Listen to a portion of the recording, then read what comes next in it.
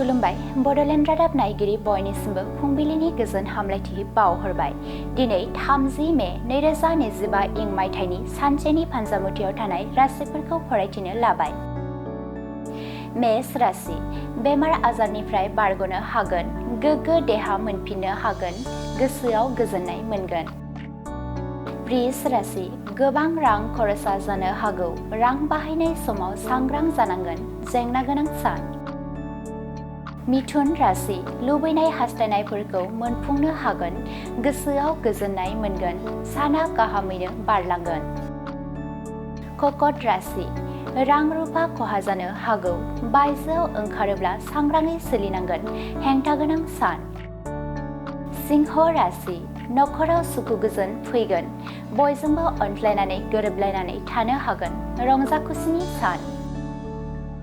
कन्या राशि खामानि मावनो खाबु मोनगोन, गोसो होनानै मावोब्ला जाफुंसारनाय मोनगोन, मोजां सान। तुला राशि दुखु दाहा सहायनांगोन, गोसो हमथानानै थानाया गोनां, हेंथा गोनां सान। वृश्चिक राशि सोरजोंबाफोर नांज्लायनाय जाफ्लांनो हागौ, सानै हयै बाथ्रा बुंनांगोन, सांग्राङै सोलिनाया गोनां। धनु राशि आनजादाव उथ्रिसारनो हागोन, गोसोआव गोजोननाय मोनगोन, रंजा खुसिजों सानखौ बारहोहरनो हागोन। मकर राशि मोजां हाबा मावनायनि थाखाय बयजोंबो अनसायजागोन, नखरनि सुबुंफोरनि थुलुंगाखांनाय मोनगोन, मोजां सान। कुम्भ राशि माबाफोर निदान खैफोद नुजाथिनो हागौ, बायजोआव ओंखारोब्ला सांग्राङै सोलिनांगोन, गाज्रि सान। मीन राशि नखरनि जेंना जेंसिखौ लानानै जिंगा सिगोन, गोसोआव उसुखुथु मोनगोन, जेंना गोनां सान। दिनैनि राशि फरायथिनाया एसेनोसै।